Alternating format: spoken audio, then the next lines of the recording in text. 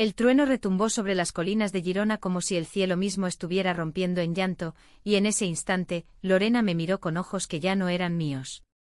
Carmen, no puedo seguir fingiendo, susurró, su voz ahogada por el aguacero que nos empapaba en el puente de Isabel II, mientras el río Onyar rugía abajo como un secreto traicionado. Mi corazón se detuvo porque en ese momento supe que el festival que nos unió en una tienda improvisada no había sido el comienzo de nosotras, sino el prólogo de una despedida que me destrozaría para siempre. Me llamo Carmen y todo empezó 3 meses atrás, en el Festival de la Guitarra de Girona, esa celebración caótica y vibrante que transforma las calles empedradas de esta ciudad catalana en un tapiz de música flamenca, aromas de paella humeante y risas ebrias bajo las estrellas de agosto. Tenía 28 años, era una pintora errante que había dejado Barcelona para buscar inspiración en las murallas medievales de Girona, esas que parecen susurrar historias de amantes prohibidos y duelos olvidados. Mi vida era un lienzo a medio terminar, divorciada de un hombre que nunca entendió mi alma, con un estudio lleno de óleos secos y un corazón que latía al ritmo de las cuerdas de una guitarra que yo misma tañía en las noches solitarias. No buscaba amor, solo un rincón en el mundo donde mi pincel pudiera danzar libre. El festival era un remolino de cuerpos y sonidos. Acampé en las afueras, en un prado junto al río Ter, donde las tiendas se apiñaban como hongos después de la lluvia. La mía era modesta, una carpa verde descolorida por el sol, con espacio apenas para mi colchoneta y un par de lienzos enrollados. Pero el destino, ese bromista cruel que tanto adoro en las novelas de Cervantes, decidió que no dormiría sola esa noche. Llegó ella, Lorena, con una mochila al hombro y una sonrisa que cortaba el aliento como el viento del Mistral. 30 años, alta y esbelta con rizos castaños que enmarcaban un rostro salpicado de pecas, ojos verdes como los viñedos de la Emporda y una voz ronca que evocaba las coplas de Rosalía de Castro. «Disculpa, ¿esta es tu tienda?» La mía se pinchó con una rama traicionera, dijo, extendiendo la mano con una naturalidad que desarmaba.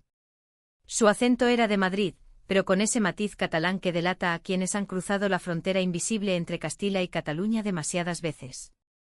No pude negarme. Compartir una tienda en un festival es como compartir un secreto, íntimo, efímero, cargado de promesas no dichas. Esa primera noche, mientras el flamenco resonaba desde el escenario principal y el aire olía a jazmín y humo de barbacoa, nos acurrucamos en la oscuridad, riendo de tonterías. Ella era abogada en un bufete de Girona, especializada en derechos laborales, pero su pasión era la poesía. Llevaba un cuaderno raído donde garabateaba versos sobre mujeres que amaban en las sombras de la dictadura franquista. La historia de España está llena de amores silenciados, me dijo, su aliento cálido contra mi cuello mientras el trueno lejano anunciaba tormenta. Hablamos hasta el alba, de Lorca y su Granada perdida, de las procesóns de Semana Santa en Sevilla que nos habían marcado de niñas, de cómo el mar Mediterráneo nos había robado pedazos del alma en playas olvidadas. No hubo besos esa noche, solo palabras que tejían un lazo invisible, pero al despertar, con el sol filtrándose por la cremallera de la tienda, supe que algo había cambiado.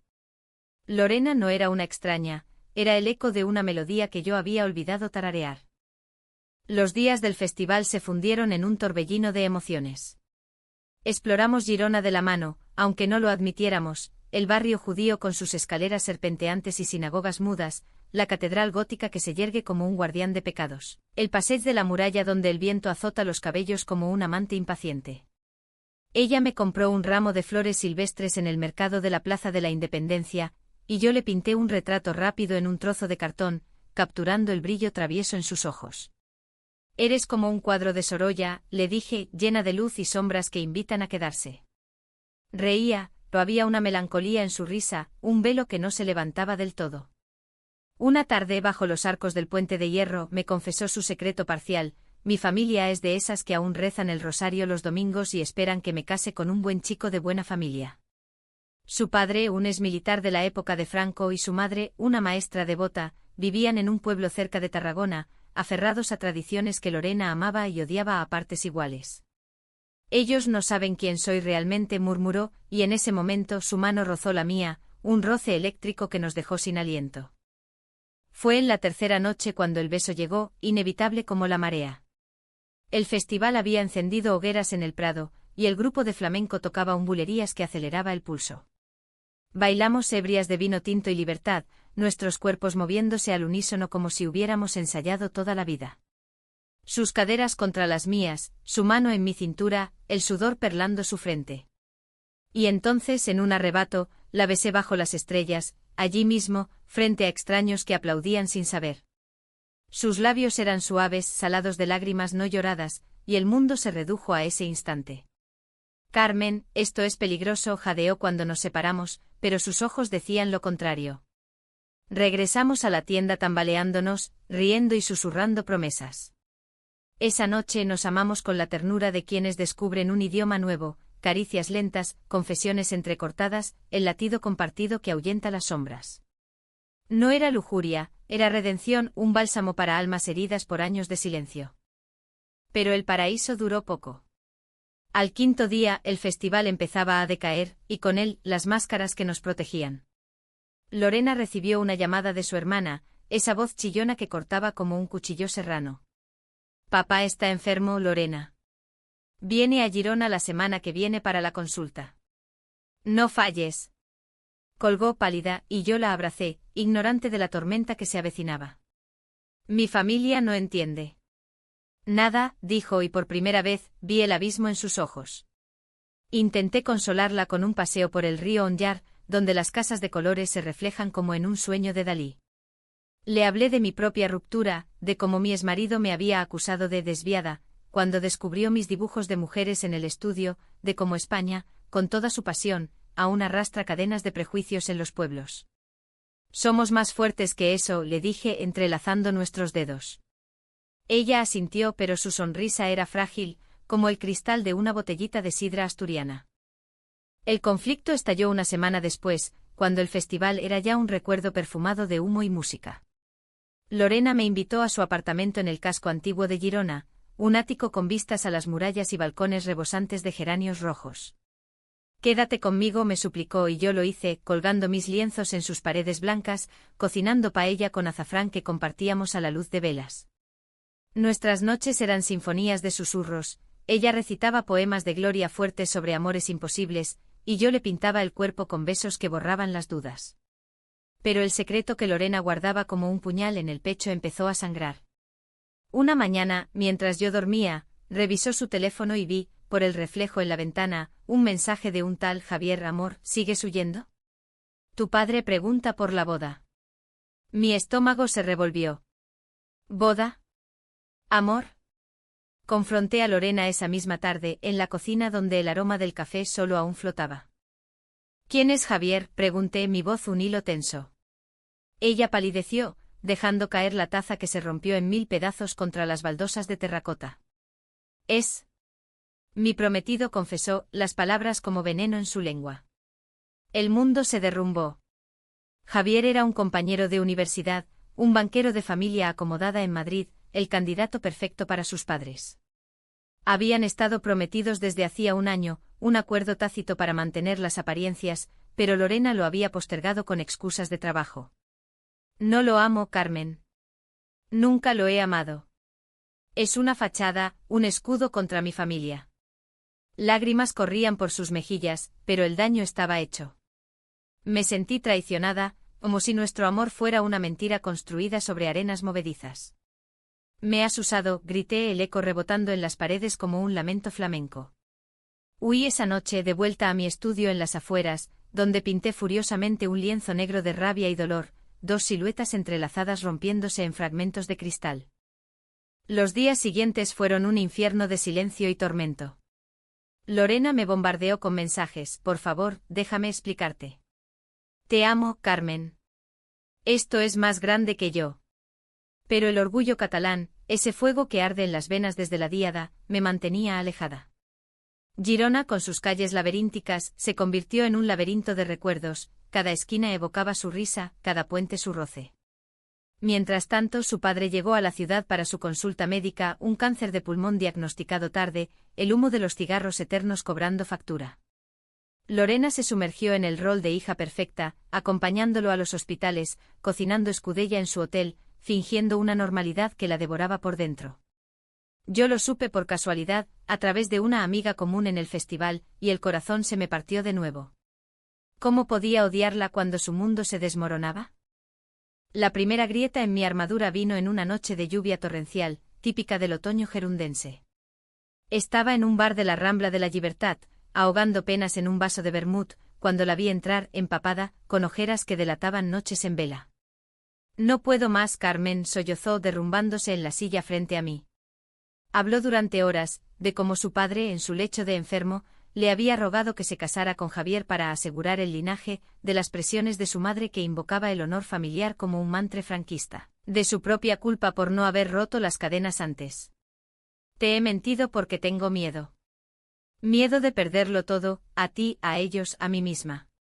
Sus palabras eran un torrente y en medio del caos, la abracé.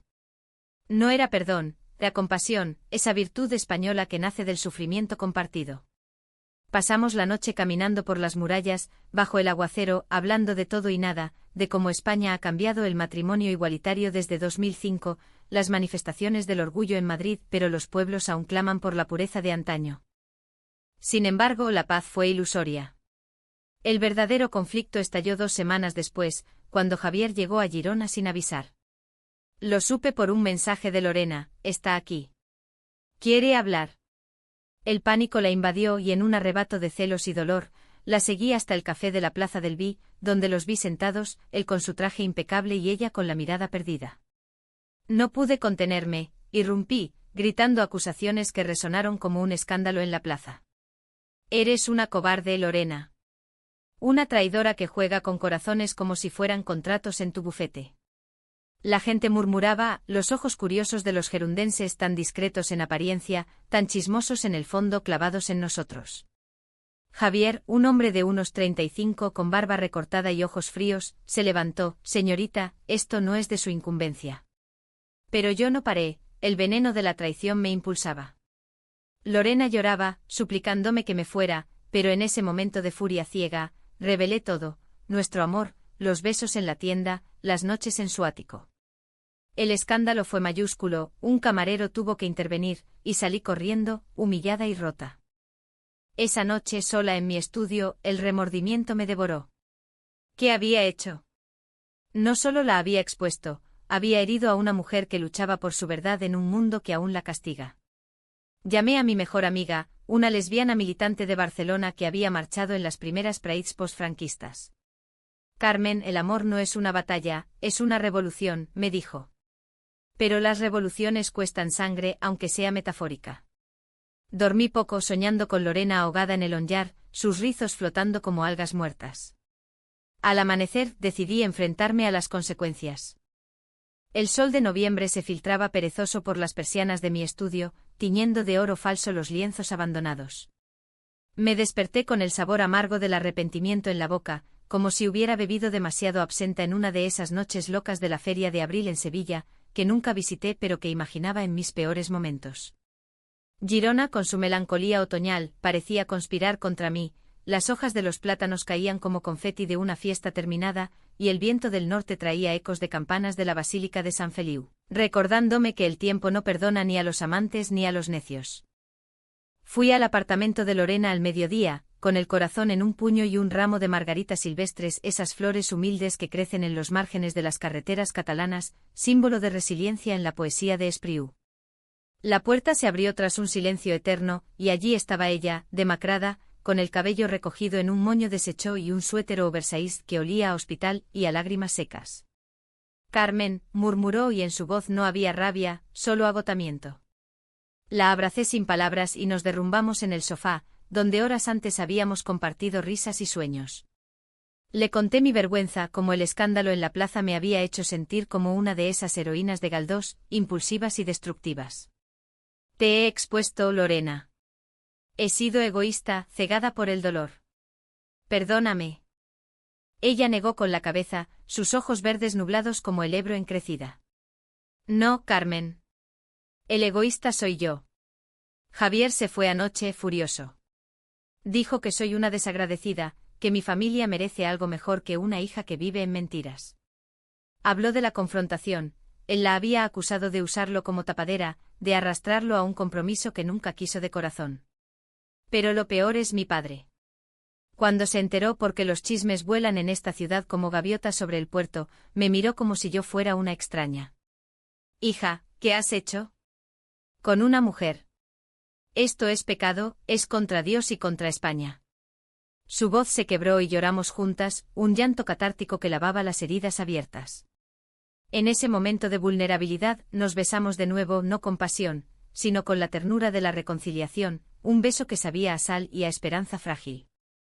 Pero la calma duró lo que un suspiro en una zarzuela. 2 días después, su padre empeoró. El cáncer, ese ladrón silencioso, se había extendido, y los médicos en el Hospital Universitario Dr. Josep Trueta dictaminaron semanas, no meses. Lorena se dividió en dos: de día, la hija abnegada al lado de la cama del hospital, sosteniendo la mano callosa de un hombre que había luchado en las sombras de la transición; de noche, robándome horas robadas en mi estudio, donde pintábamos el futuro con acuarelas diluidas en vino.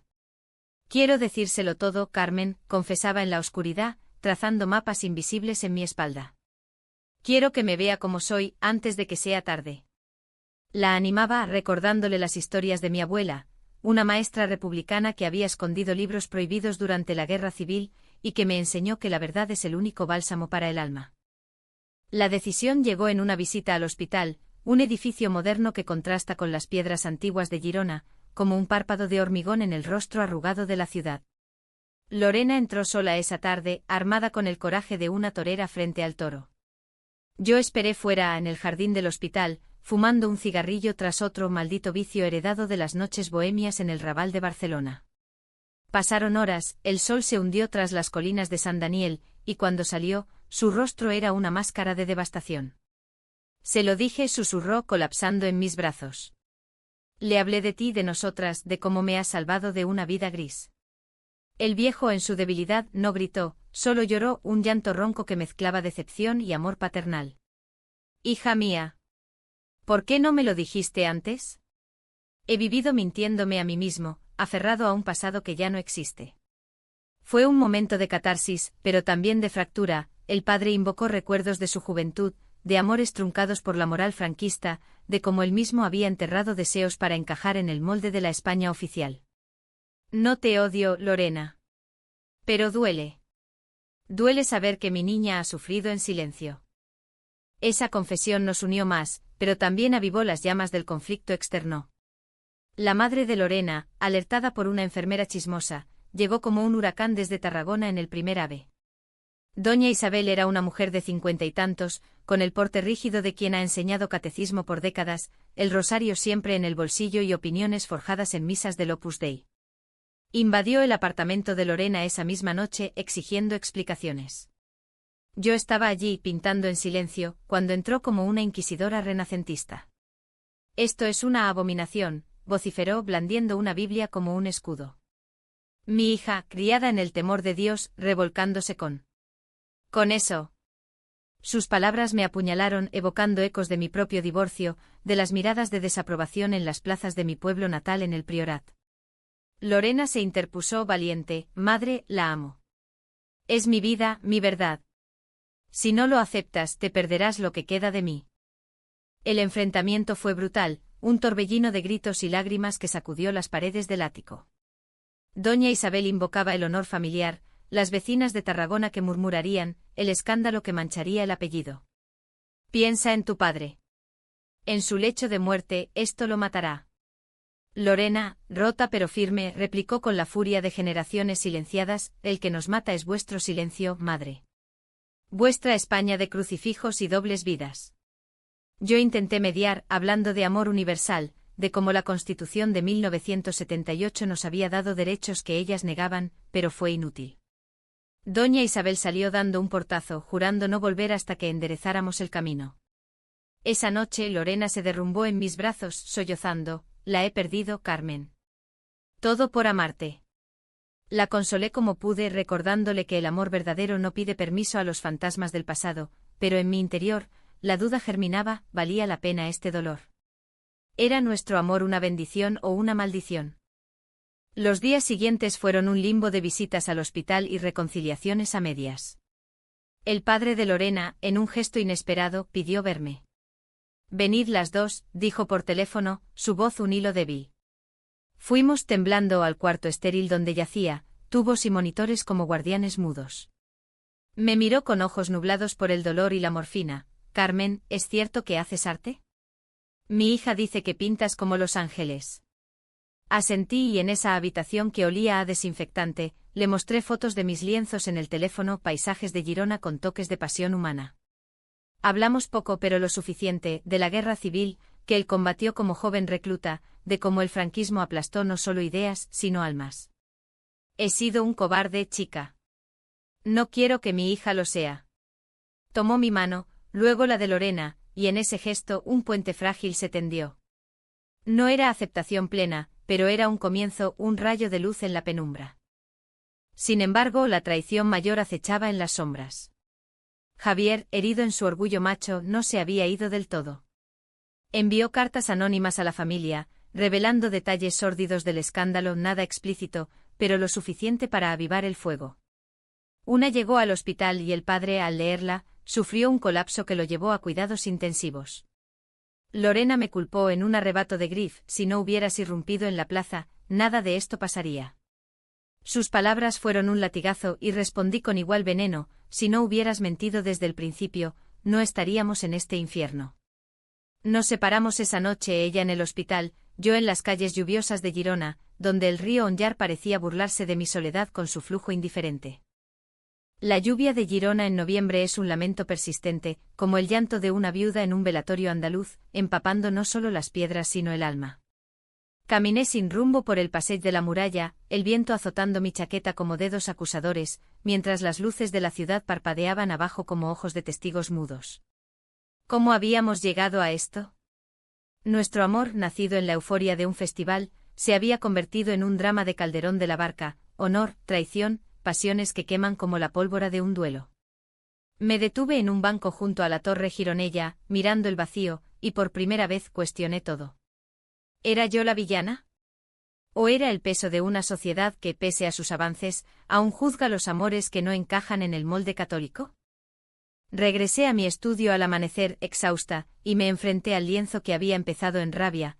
Ahora lo completé con trazos de azul profundo, representando el Onllar como una vena abierta entre dos orillas irreconciliables.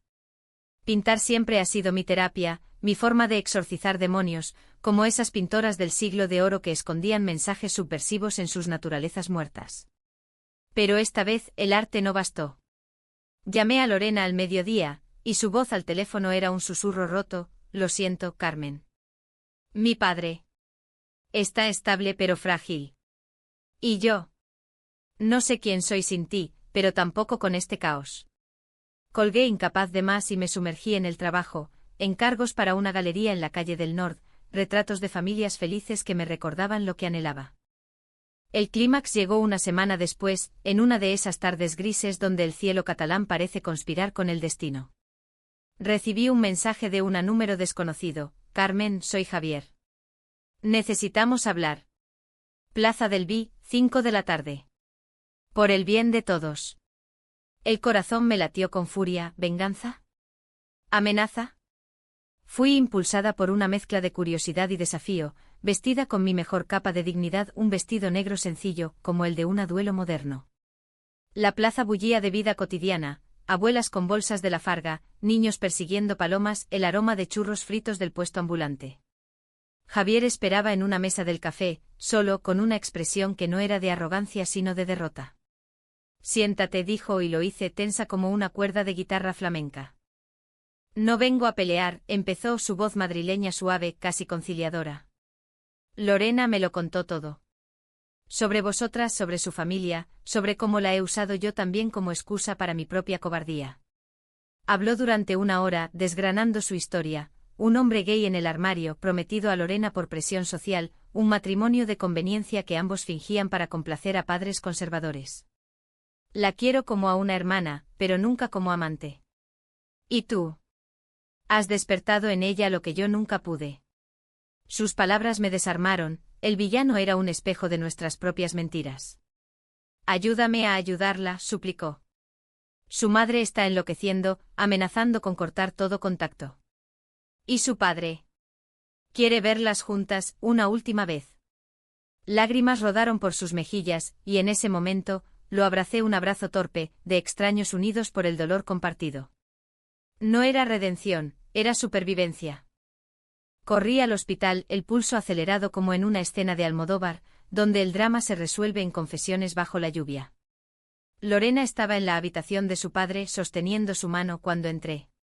Carmen jadeó y el aire se cargó de electricidad. El viejo, pálido pero lúcido, nos miró a ambas. Venid aquí, hijas. Nos sentamos a los lados de la cama, y en ese espacio sagrado, él habló. He sido un tonto toda mi vida. Luché por una España que ya no existe y en el proceso perdí a mi propia hija. Lorena, Carmen.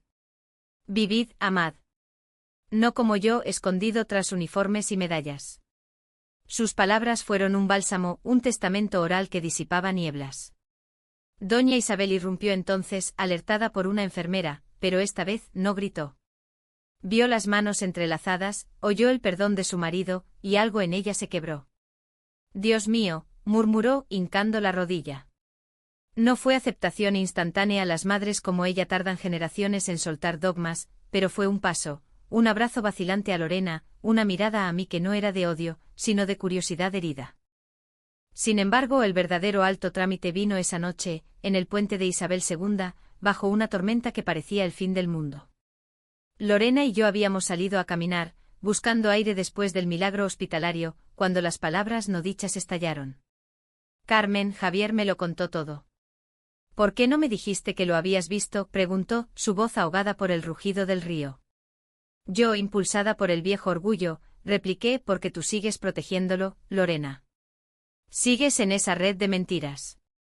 El malentendido se hinchó como una ola, ella pensó que yo conspiraba con él para robarla, yo creí que ella dudaba de mi amor. Gritamos bajo la lluvia, nuestras voces perdidas en el trueno, hasta que el agotamiento nos derribó. Te amo, idiota, sollocé y ella, temblando, respondió, y yo a ti, más que a mi propia piel. Nos besamos en ese puente empapadas, con el onyar testigo de nuestra rendición. No era el fin, era el pivote, el momento donde el drama se transmuta en esperanza. Pero el destino, caprichoso como un personaje de Lorca, reservaba una última puñalada. Al día siguiente el padre de Lorena falleció en paz, rodeado de nosotras tres, su esposa, su hija y la extraña, que había traído luz a sus últimos días. El funeral en la Catedral de Girona fue un ritual de duelo catalán, lutos negros, salves colectivas, el tañido de campanas que reverbera en el alma. Doña Isabel, en su eulogio, mencionó el amor que redime, una alusión velada que me erizó la piel. Lorena y yo nos apoyamos mutuamente, pero en la procesión por las calles empedradas, vi en sus ojos el peso de la herencia. ¿Podría ella, ahora huérfana de padre pero cargada de su sombra, elegirnos por completo? El duelo por el padre de Lorena se extendió como una niebla sobre Girona, envolviendo las torres de la ciudad en un velo de silencio roto solo por el croar de las cornejas en los jardines del Capuchinos. Eran principios de diciembre y el Adviento traía sus luces parpadeantes en las plazas, un contraste cruel con la oscuridad que nos habitaba. Ayudé a Lorena en todo, ordenando el piso de su padre en el hotel, clasificando fotos amarillentas de una juventud perdida en Ifni, cocinando platos reconfortantes como butifarra con monjetes que evocaban sabores de infancia compartida. Doña Isabel, en su rigidez quebrantada, toleraba mi presencia, incluso me pidió que la acompañara a misa en San Pere de Galligans, donde el incienso y los cantos gregorianos lavaban pecados no confesados. No lo entiendo, Carmen, me dijo una tarde mientras pelábamos patatas en la cocina. Pero si mi hija te mira así. Quizás Dios tenga sus razones. Era lo más cerca de bendición que obtendríamos, un armisticio frágil en la guerra de tradiciones. Lorena, sin embargo, se hundía en un pozo de culpa y duda. Siento que lo maté, Carmen confesaba en las noches, acurrucada en mi cama, su cuerpo un mapa de tensiones no resueltas. Si no hubiera sido tan débil, si hubiera roto con Javier antes. La consolaba con historias de mi propia pérdida, mi abuela, muerta sin reconciliarse con su hija por un amor prohibido en los años 50, recordándole que el perdón empieza en uno mismo. Juntos organizamos un homenaje al padre, una lectura de poemas en el Jardín de las Flores, bajo los olivos centenarios, donde amigos y familia recitaron versos de Machado sobre caminos andados. Yo pinté un mural efímero en la pared del jardín, el río Onyar fluyendo hacia el mar, con siluetas de amantes entrelazadas en las orillas, un tributo sutil a su memoria y a nuestro amor. Lorena lloró al verlo, y en ese llanto vi renacer la chispa. Pero el conflicto no había terminado, solo mutado. Javier reapareció no como enemigo sino como aliado inesperado. Vino a Girona para el entierro de sus propios fantasmas, y nos reunimos en un bar discreto de la calle del Ábrego, bebiendo café solos y hablando con la honestidad de náufragos. Me voy a Madrid, anunció. Allí hay un terapeuta, un grupo para gente como yo. No más mentiras. Nos abrazó a las dos, un gesto que sellaba paces, y en su partida, Lorena sintió un alivio profundo. Somos libres, Carmen, me dijo, y por primera vez en meses, su sonrisa fue genuina, como la de aquella noche en la tienda del festival. La decisión difícil llegó en Navidad, cuando doña Isabel nos invitó a Tarragona. Venid. Por él, dijo, refiriéndose al difunto. Era una prueba de fuego pasar las fiestas en un pueblo conservador, con primos fisgones y tías devotas. Dudé temiendo el rechazo, pero Lorena insistió, es mi forma de honrarlo. Y de elegirnos. Fuimos en tren desde la estación de Girona, el paisaje de viñedos desnudos pasando como páginas de un libro viejo. La casa familiar era un bastión de crucifijos y fotos en sepia, el padre en uniforme, la madre joven en una romería. La cena de Nochebuena fue tensa: pavo asado, turrones de Gijona, villancicos a media voz, pero cuando Lorena tomó mi mano bajo la mesa, nadie dijo nada. Una tía murmuró algo sobre amigas cercanas, pero doña Isabel la calló con una mirada. Al final de la noche, en el balcón con vistas al mar, la madre nos encontró abrazadas. Sed felices, susurró y se fue, dejando la puerta entreabierta como una promesa. De regreso a Girona, el invierno cedió paso a una primavera temprana, con almendros floreciendo en las colinas como heraldos de renacimiento. Nuestro amor, forjado en el crisol del dolor, emergió más fuerte. Mudamos juntas al ático, donde mis lienzos se mezclaron con sus libros de poesía, y planeamos un viaje a Andalucía, a las cuevas de Sacromonte, donde el flamenco llora y celebra a partes iguales. Hubo malentendidos residuales, una llamada de una ex de Lorena que avivó celos viejos, pero los resolvíamos con conversaciones honestas, caminando por el río hasta que el agua nos absolviera. El clímax final, ese que me persigue en sueños, fue en el puente bajo la lluvia, pero ahora lo veo como pivote, no como ruptura. Allí, donde todo pudo acabar, elegimos seguir. Lorena renunció a su puesto en el bufete para abrir un estudio de poesía y derechos LGTB en Girona, un faro para almas como la suya. Yo expuse mi serie Amores de Lonyar en la Galería de Arte de la calle del MIC, y la crítica la alabó como un himno humanista a la España diversa. Doña Isabel visitó la exposición, y aunque no lo dijo, sus ojos brillaron con orgullo. Hoy, 2 años después, miro atrás y veo no tragedia, sino epopeya, un amor que sobrevivió traiciones, secretos y prejuicios, emergiendo humanizado como el Quijote tras sus delirios. Compartimos una tienda en un festival, y entonces ella eligió la verdad. Y en esa elección, nos salvamos mutuamente. Girona, con sus puentes y ríos, nos vio nacer de nuevo.